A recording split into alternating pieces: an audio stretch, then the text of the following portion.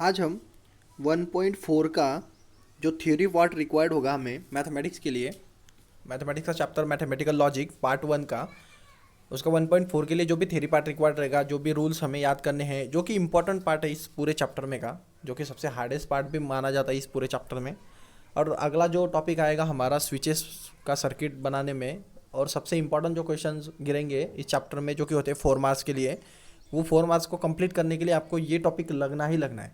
Clear, ये करना ही करना है आपको, मतलब इसको आप बाईपास नहीं कर सकते। थोड़ा टफनेस आएगा इसका, क्योंकि इसमें प्रूव दैट करने होते हैं, आपको रूल्स को ठीक से याद करना पड़ेगा। तो इन रूल्स को समझने में हम सेपरेट इस लेक्चर को बनाएंगे। सेपरेटली इस लेक्चर को सिर्फ ये रूल्स को समझने के लिए बनाया है मैंने। इसके आगे के लेक्चर में हम इनको अप्लाई करना सीखेंगे, और फिर एक्सरसाइज 1.4 और उसके आगे चलेंगे। क्लियर, तो ये थोड़ा टफेस्ट पार्ट बन जाता है, तो इसको ठीक से याद करो। 1 या 2 दिन इनको सामने, मतलब ठीक से ध्यान में रखने के लिए दिन में 10-15 बार पढ़ा करो। मतलब सुबह उठ के, शाम में, फिर रात को, फिर दोपहर में। तो ये मतलब इसको याद करो, 1-2 दिन में पूरा का पूरा मेमोराइज कर लो पूरे रूल्स को नाम के साथ। क्लियर, कैसे कैसे वर्क करते हैं उसके हिसाब से।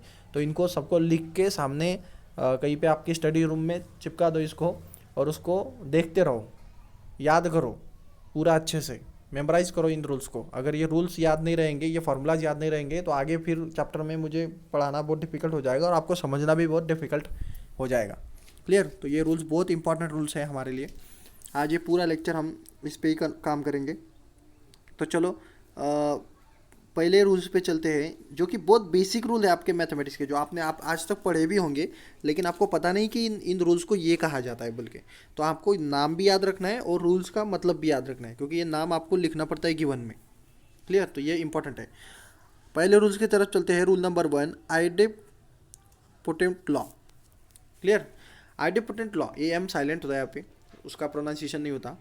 तो आइडेम्पोटेंट लॉ ये क्या होता है, इसका मतलब तो देखो बहुत सिंपल होता है। ये कंजंक्शन और डिसजंक्शन में अगर दोनों सेम रहेंगे तो सेम ही आएगा। देखो हमने देखा था कंजंक्शन में क्या कंडीशन थी। देखो ट्रू कंजंक्शन ट्रू रहा तो आंसर ट्रू ही आता था, बराबर है। और फॉल्स कंजंक्शन फॉल्स रहा तो आंसर फॉल्स ही आता था। ये समझ गए आपको। ये और में भी था, देखो अगर दोनों दोनों जैसे रहेंगे वैसे आएगा। अगर दोनों के दोनों ट्रू डिसजंक्शन ट्रू रहा तो ट्रू ही आएगा, और दोनों के दोनों फॉल्स डिसजंक्शन फॉल्स रहा तो आंसर फॉल्स ही आएगा। देखो कैसे, हमने कंजंक्शन में देखा था पहली कंडीशन में कि अगर दोनों ट्रू रहे तभी ट्रू, अदरवाइज फॉल्स। तो ये दोनों के दोनों फॉल्स है तो फॉल्स ही होगा। रहा यहाँ पे सवाल, दोनों में से एक ट्रू चाहिए। अब यहाँ पे दोनों ट्रू है तो कोई दिक्कत नहीं, ट्रू ही आना। लेकिन दोनों में से एक ट्रू चाहिए, यहाँ पे दोनों के दोनों फॉल्स है, एक भी ट्रू नहीं है, तो आंसर फॉल्स ही आएगा। तो बस हमें आइडोपोटेंट लॉ क्या मिलता है? आइडोपोटेंट लॉ मिलता है कि अगर हम उसी का उसी के साथ कंजंक्शन लेंगे, या उसी का उसी के साथ डिसजंक्शन लेंगे, तो हमें वही आंसर मिलेगा। क्लियर, उसी का उसी के साथ कंजंक्शन, आंसर वही आएगा। उसी का उसी के साथ डिसजंक्शन, आंसर वही आएगा। मतलब क्या, पी कंजंक्शन पी का आंसर पी ही होगा, और पी डिसजंक्शन पी का आंसर भी पी ही होगा। तो इसको बोलेंगे हम आइडोपोटेंट लॉ। याद रखना नाम के साथ और कॉन्सेप्ट के साथ। चलो इसमें ऐड करते हैं अगला कॉन्सेप्ट, जो है कम्यूटेटिव लॉ। क्लियर, अब कम्यूटेटिव लॉ का मतलब क्या? देखो कम्यूटेशन हमने इससे पहले भी बचपन में बहुत बार पढ़ चुके हैं। कम्यूटेशन कम्यूटेशन मतलब क्या, आपको बहुत बचपन में पढ़ाया गया होगा इसको। देखो ये 2+3 का मतलब होता है 5, और 3+2 का भी मतलब होता है 5। तो हम अगर इन नंबर्स को अल्टरनेट भी कर दे, मतलब उनकी पोजीशन को अल्टर कर दे, तो मतलब तो चेंज होगा नहीं। तो ऐसी चीज़ें सिर्फ हम एडिशन और मल्टीप्लिकेशन में ही कर सकते हैं। क्लियर, मल्टीप्लिकेशन, बस इन दो चीज़ों में हम कौन सा रूल यूज़ कर सकते हैं? कम्यूटेटिव लॉ यूज़ कर सकते हैं। माइनस और डिवीजन, इनमें ये पॉसिबल नहीं होता, यहाँ पे पोजीशंस की वैल्यू होती है। क्लियर, तो ये जो आपने अल्टर किया था पोजीशंस को, बस इतना ही करना है आपको, उसको बोलते हैं कम्यूटेटिव लॉ। ये यूज़ किया आपने पहले भी, तो बस यही लॉ है वो। देखो इधर, अगर हम पी डिसजंक्शन क्यू करते हैं तो हम क्यू डिसजंक्शन पी कर ही सकते हैं उसको। क्लियर, अगर हम पी कंजंक्शन क्यू करते हैं तो उनको क्यू कंजंक्शन पी कर सकते हैं। अब जैसे वहाँ पे एडिशन और मल्टीप्लिकेशन में यूज़ होता था, वैसे ये रूल यहाँ पे सिर्फ कंजंक्शन और डिसजंक्शन में यूज होता है। इम्प्लीकेशंस में ये नहीं चलता, नेगेशन में भी नहीं चलता। Clear. Single imply, double imply, negation, इस तरह के कंडीशंस में ये नहीं चलेगा, क्योंकि वो डिवीजन या मल्टीप्लिकेशन, डिवीजन या सब्ट्रैक्शन की जैसे पोजीशन को मैटर करता है वो।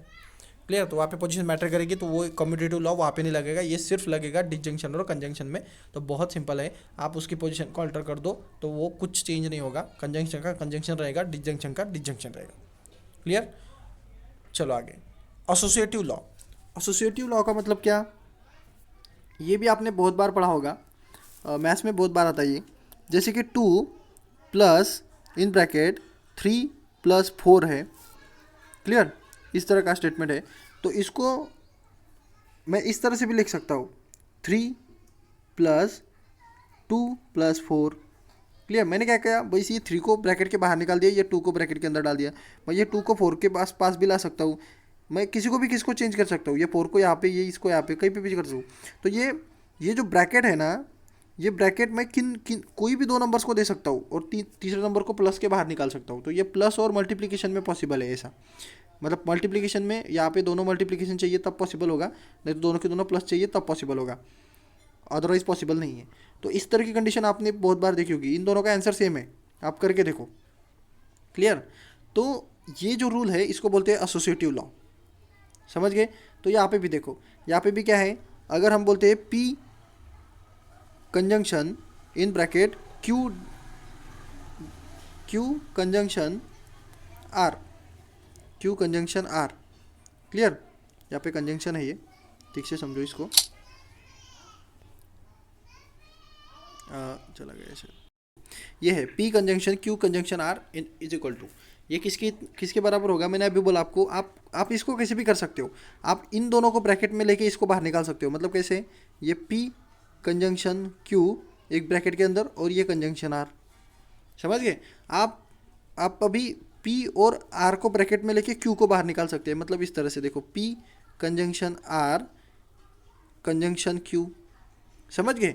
तो मतलब एक ही है, आप 3 चीज़ों का कंजंक्शन कर रहे हो या 3 चीज़ों का डिसजंक्शन कर रहे हो, आप उसको कोई भी 2 को ब्रैकेट में लेके तीसरे को बाहर निकाल सकते हैं। क्लियर। इस रूल को बोला जाता है एसोसिएटिव रूल। ये कंजंक्शन और डिसजंक्शन दोनों में अप्लाई है। क्लियर। जैसे हमने यहाँ पे कंजंक्शन यूज़ किया, डिसजंक्शन भी यूज़ कर सकते हैं। कंडीशन सिर्फ इतनी है, दोनों तरफ कंजंक्शन चाहिए, नहीं तो दोनों तरफ डिसजंक्शन चाहिए। मतलब देखो यहाँ पे अगर हम डिसजंक्शन यूज़ करेंगे तो ये देखो, ये कंजंक्शन है तो यहाँ पे भी कंजंक्शन है, ये यहाँ पे भी कंजंक्शन है, कंजंक्शन है, कंजंक्शन है, कंजंक्शन है। क्लियर। सबकी तरफ सब कंजंक्शन होने चाहिए, नहीं तो अगर हम डिसजंक्शन को यूज़ करते हैं तो दोनों के दोनों डिसजंक्शन हो जाए, यहाँ पे disjunction disjunction disjunction disjunction disjunction disjunction. Clear.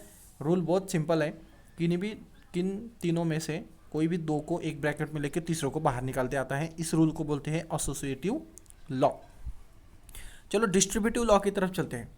Distributive law और एसोसिएटिव लॉ में बस इतना ही फ़र्क है कि एक तो दिखने में भी फ़र्क होता है और एक तो फंक्शन में मतलब कंडीशन में भी फ़र्क होता है। दिखने से हमें पता चलना चाहिए, मतलब ये जो हम प्रूव दैट करेंगे उस टाइम हमें कौन सा लॉ लगाना है इसके बारे में हमारे पास नॉलेज होना चाहिए, क्योंकि रूल तो आपके पास 7-8 है, लेकिन उसमें से कौन सा लगाएंगे ये तो आपको पहले समझना चाहिए। आपको समझना चाहिए कि उन 2 रूल्स में दिखने में से अगर हम ऊपर से देखेंगे तो क्या डिफरेंट आएगा। तो इन दोनों में डिफरेंस देखो आप, इनमें दोनों के दोनों सेम होते हैं, मतलब कंजंक्शन तो कंजंक्शन रहेगा, डिसजंक्शन तो डिसजंक्शन रहेगा। डिस्ट्रीब्यूटिव लॉ में अगर एक कंजंक्शन रहा तो दूसरा डिसजंक्शन होता है, यहाँ पे डिसजंक्शन रहा तो यहाँ पे कंजंक्शन होता है। क्लियर। सेम समझ लो इन दोनों को, इन दोनों लॉ को देखने में से डिफरेंस समझना चाहिए हमें। यहाँ पे सेम रहेंगे और यहाँ पे अलग अलग रहेंगे, मतलब अपोजिट। डिसजंक्शन को कंजंक्शन रहेगा, कंजंक्शन को डिसजंक्शन रहेगा। अगर अलग अलग रहे तो डिस्ट्रीब्यूटिव लॉ, सेम रहे तो एसोसिएटिव लॉ। ऐसे हम उसको चूज़ करके निकालेंगे। क्लियर। अब फिलहाल तो एसोसिएटिव लॉ आपको समझ आ गया है। डिस्ट्रीब्यूटिव लॉ के बारे में बात करते हैं। डिस्ट्रीब्यूटिव लॉ भी आपने बहुत बार कर लिया है इसको। जैसे कि हम देखो ऐसे करते हैं, ये 2 क्लियर इंटू 3 + 4। देखो हमने एसोसिएटिव लॉ में मैंने बोला था आपको, अगर यहाँ पे प्लस रहा तो यहाँ पे प्लस ही लेना है। यहाँ पे देखो ये इंटू आया, ये प्लस आया, तो इसको आप कैसे सॉल्व करते हैं हमारे मतलब मैथमेटिक्स में। आप क्या करोगे, ये 2 को 3 से मल्टीप्लाई करोगे और ये 2 को 4 से मल्टीप्लाई करोगे और ये प्लस का साइन बीच में डालोगे। मतलब आपका आंसर होना चाहिए, देखो आपका आंसर इस तरह से आता है, जो कि हमारा सिंपल मैथमेटिक्स बोलता है। 2 × 3 एक ब्रैकेट में आना चाहिए, फिर ये प्लस साइन जो कि बीच में का, और ये आएगा 2 × 4। कोई डाउट इसमें? ये हमारा सिंपल मैथमेटिक्स है जो कि हम हर रोज़ यूज़ करते हैं डिस्ट्रीब्यूटिव लॉ को। देखो यही डिस्ट्रीब्यूटिव लॉ है, आपने क्या किया, इसको इससे मल्टीप्लाई किया, इसको इससे मल्टीप्लाई किया और ये साइन बीच में रखा, यहाँ का मल्टीप्लिकेशन दोनों का आता है। तो देखो ये जो किया हमने वही हम डिस्ट्रीब्यूटिव लॉ में करेंगे, सेम प्रोसीजर।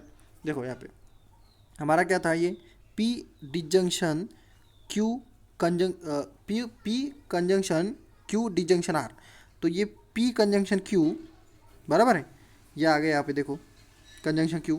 ये जो साइन होता है यहाँ पे जैसे प्लस आया था वैसे ये डिजंक्शन यहाँ पे आया देखो, और फिर से ये P कंजंक्शन किसको आएगा, R को, तो ये P कंजंक्शन R। समझ आ गया? बहुत सिंपल है। जैसे हम सिंपल डिस्ट्रीब्यूटिव लॉ यूज़ करते हैं हमारे मैथमेटिक्स में, वैसे ही डिस्ट्रीब्यूटिव लॉ होता है। बाहर का मल्टीप्लिकेशन वाला ब्रैकेट के अंदर जाके जैसे मल्टीप्लाई होगा उसी तरह से ये बाहर का ब्रैकेट के बाहर का अंदर जाके मल्टीप्लाई होता है। क्लियर? तो चलो अगले लॉ की तरफ चलते हैं। इसमें से ये बहुत इंपॉर्टेंट लॉ है ऊपर क्या, एसोसिएटिव लॉ, डिस्ट्रीब्यूटिव लॉ, ये डी मॉर्गन्स लॉ भी बहुत इंपॉर्टेंस माना जाता है हमारे इसमें। तो डी मॉर्गन्स लॉ का मतलब समझ लो। डी मॉर्गन्स लॉ ये नेगेशन के बारे में है।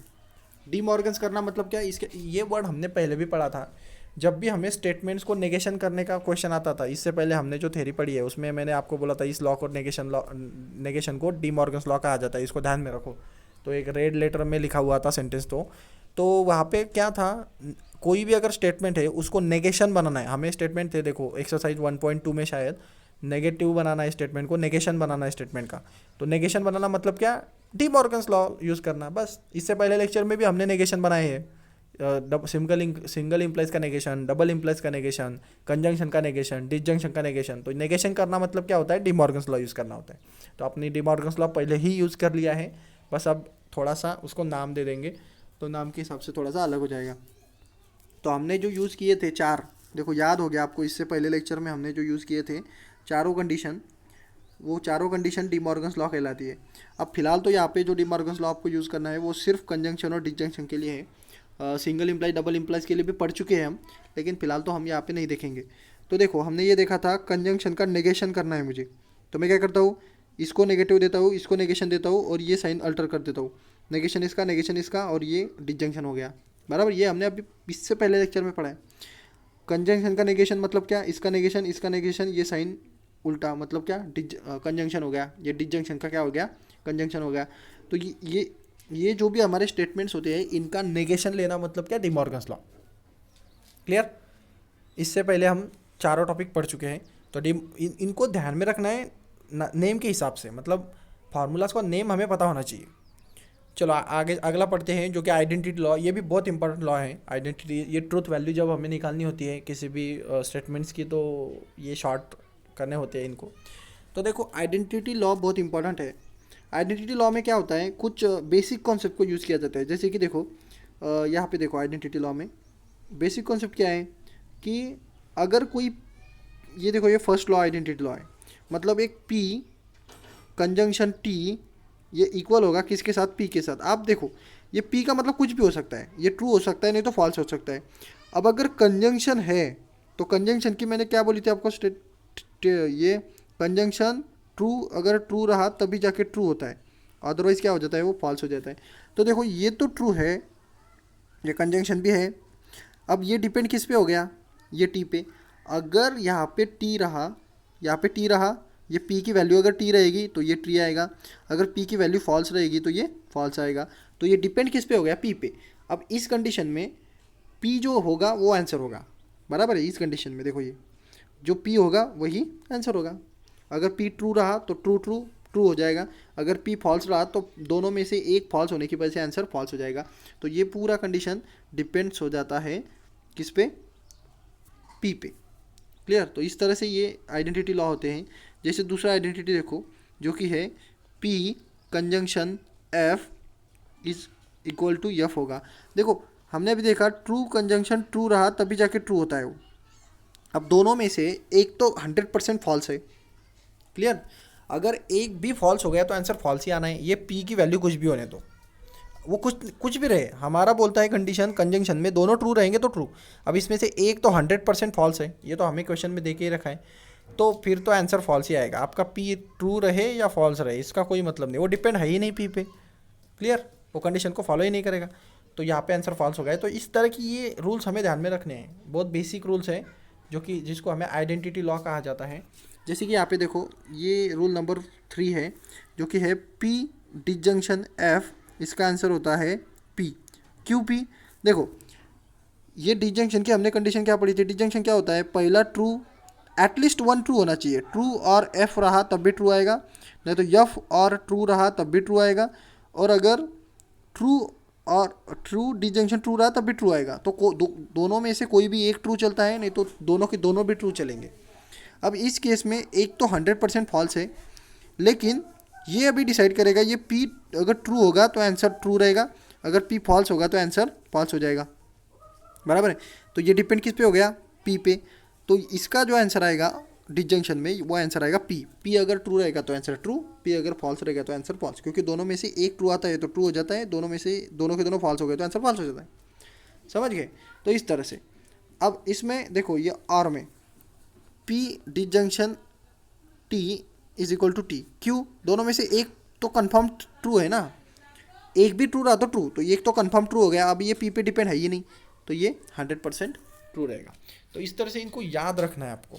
तो डिजंक्शन में देखो कंजंक्शन में ट्रू की केस और डिजंक्शन में ट्रू की केस, तो कौन किस पे डिपेंड होता है याद रखना है आपको। याद कैसे रखेंगे आइडेंटिटी लॉ को? तो बहुत सिंपल है, कंजंक्शन में ट्रू वाली केस और डिजंक्शन में फॉल्स वाली केस P पे डिपेंड होती है। क्लियर? कैसे याद रखेंगे? कंजंक्शन में ट्रू वाली केस और डिजंक्शन में फॉल्स वाली केस P पे डिपेंड रहती है। क्लियर? और कंजंक्शन में फॉल्स वाली केस फॉल्स और डिजंक्शन में ट्रू वाली केस ट्रू। बहुत सिंपल है, फॉल्स वाली केस फॉल्स, ट्रू वाली केस ट्रू, और यहाँ पे ट्रू वाली केस और यहाँ पे फॉल्स वाली केस P पे डिपेंड। बस इतना याद रखना है। अगर ये आपको ध्यान में रख लेते, इसको ऐसे याद कर लेते इनको, तो फिर आपको कोई दिक्कत नहीं आएगी। चलो ये लॉ बहुत इंपॉर्टेंट था, आइडेंटिटी लॉ। अगला लॉ पढ़ते हैं कॉम्प्लीमेंट लॉ। क्लियर? तो कॉम्प्लीमेंट लॉ का मतलब क्या हो जाएगा? देखो कॉम्प्लीमेंट लॉ की तरफ देखो, कॉम्प्लीमेंट हम किसको बोलेंगे? सेट चैप्टर में आपने ये चीज़ पढ़ी होगी। सेट में देखो हम अगर हमारा ए सेट है और ये ए यूनिवर्सल सेट है आपका पूरा का पूरा, तो हम ये ए सेट है आपका बीच में। क्लियर? तो आपका ए डैश ऐसे कुछ तो भी रहता था, तो ए डैश को हम बोलते थे कॉम्प्लीमेंट्री सेट। क्या बोला जाता है इसको? ए डैश को क्या बोला जाता था? Complementary set. Clear? Complementary set का मतलब क्या? हमारा एक्चुअल पार्ट छोड़ के यूनिवर्स में क्या बचा, ये बचा ना यूनिवर्स में, उसको बोला जाता है कॉम्प्लीमेंट। क्लियर? मतलब हमारा छोड़ के जो बचा, तो इस ऐसे मतलब होता है कॉम्प्लीमेंट का। तो यहाँ पे देखो कॉम्प्लीमेंट जो है, ये देखो ये कंडीशन क्या है यहाँ पे, P conjunction negation of P, ये क्या हो जाएगा? फॉल्स हो जाएगा। अब ये तो सीधी सी बात है, मतलब उसी के कॉम्प्लीमेंट के साथ अगर कंजंक्शन लेंगे, ये नेगेशन P का मतलब क्या? कॉम्प्लीमेंट है वो छोड़ के नेगेशन हो गया। क्लियर? तो उसी के कॉम्प्लीमेंट के साथ मतलब क्या? नेगेशन के साथ अगर कंजंक्शन लिया तो फॉल्स ही आना है, क्योंकि अगर ये ट्रू रहेगा तो 100% ये फॉल्स होगा उसका नेगेशन, बराबर है। अगर ये P ट्रू है तो P का नेगेशन फॉल्स आएगा। दोनों कभी सेम नहीं आ सकते। अगर P फॉल्स होता था तो उसका नेगेशन ट्रू आ जाएगा। कभी भी दोनों सेम नहीं रहेंगे, दोनों सेम नहीं रहेंगे तो कंजंक्शन ऑलवेज क्या आएगा? फॉल्स ही आएगा, बराबर है। तो ये तो कंफर्म हो गया। चलो अब दूसरा देखते हैं। दूसरा कॉम्प्लीमेंट क्या होगा? अगर हम और की तरफ चलते हैं तो ये ट्रू आ जाता है, क्योंकि दोनों अलग अलग ही आएंगे। अगर ये P फॉल्स है तो ये ट्रू हो जाएगा, अगर ये P ट्रू है तो ये फॉल्स हो जाएगा। तो दोनों में से कम एक तो ट्रू आना ही आना है। तो डिजंक्शन में ये 100% ट्रू आता है। तो बहुत सिंपल है यहाँ पे याद रखने के लिए भी। कॉम्प्लीमेंट्री लॉ मतलब क्या? उसी के नेगेशन के साथ कंजंक्शन लेंगे तो फॉल्स आएगा, उसी के नेगेशन के साथ डिजंक्शन लेंगे तो ट्रू आएगा। Okay, so P conjunction negation of P is equal to false and P disjunction negation of P is equal to true. So ये लॉ भी बहुत इंपॉर्टेंट है, कॉम्प्लीमेंट लॉ। एब्सॉर्प्शन लॉ भी बहुत इंपॉर्टेंट है यहाँ पे, ये भी बहुत बार यूज़ होता है जब हम सॉल्व करते हैं आगे। तो एब्सॉर्प्शन लॉ को देखो, एब्सॉर्प्शन मतलब क्या? ये एब्सॉर्ब कर लेगा किसी एक पैरामीटर को एब्सॉर्ब हो जाएगा। अब ये कैसे समझेगा आपको कि एब्सॉर्प्शन लॉ यूज़ करना है हमें? तो एब्सॉर्प्शन लॉ की तरफ ठीक से देखो, ये एब्सॉर्प्शन लॉ जो है यहाँ पे एक जो पैरामीटर है वो रिपीट हो जाता है। देखो यहाँ पे ठीक से P और P ये रिपीट हो गया, ये तो Q है। यहाँ पे देखो ये P और ये P रिपीट हो गया, और इसे Q भी रिपीट हो सकता है। अगर एक चीज़ दो बार रिपीट हो जाए और वो डिस्ट्रीब्यूटिव लॉ में दिखे, क्लियर, ठीक से समझो, एक पैरामीटर मतलब एक कोई भी स्टेटमेंट दो बार रिपीट हो और वो डिस्ट्रीब्यूटिव लॉ में दिखे। डिस्ट्रीब्यूटिव लॉ का मतलब क्या, एक कंजंक्शन होगा एक डिजंक्शन होगा, एक कंजंक्शन होगा एक डिजंक्शन होगा, इस तरह से। तो जो रिपीट हुई हुई चीज़ होती है वही उसका आंसर होता है। देखो ठीक से समझो इसको। अब ये देखो ये क्या है यहाँ पे, ये P disjunction negation of P conjunction Q, तो इसका आंसर आएगा ये देखो PQ, क्योंकि ये देखो ये डिजंक्शन या कंजंक्शन, तो ये डिस्ट्रीब्यूटिव लॉ का अरेंजमेंट है। ऊपर जाके देखो डिस्ट्रीब्यूटिव लॉ की अरेंजमेंट है ये। यहाँ पे डिस्ट्रीब्यूटिव लॉ में PQR था, यहाँ पे ये P और ये P, ये दोनों P क्या हो गए, रिपीट हो गए। देखो ये वाला P और ये वाला P रिपीट हो गया, तो ये दोनों P रिपीट होने की वजह से ये Q का इफेक्ट नल हो जाता है। ये Q को वो क्या लेते हैं, एब्सॉर्ब कर लेते हैं। क्लियर, दोनों रिपीट वाले, तो उसका आंसर हो जाता है P। समझ गए। अब इसके लिए प्रूफ भी होता है हमारे पास, लेकिन हम यहाँ पे प्रूफ पे नहीं चलेंगे, हमें सिर्फ आइडेंटिफाई करके उसको समझना है, बस उतना ही करना है इस पूरे लेक्चर में। वैसे इसका भी होगा, ये डिस्ट्रीब्यूटिव लॉ में ये P रिपीट हो गया तो ये Q को एब्सॉर्ब कर लेंगे और आंसर हो जाएगा P। क्लियर, बहुत सिंपल है। कंडीशनल लॉ देखो, कंडीशनल लॉ में सिंगल इम्प्लाइज की कंडीशन ये हमने देखी थी। सिंगल इम्प्लाइज को हम इस तरह से भी लिख सकते हैं, जो कि ये होगा नेगेशन ऑफ P, ये सिंगल इम्प्लाइज का डिजंक्शन, और ये Q एज इट इज़।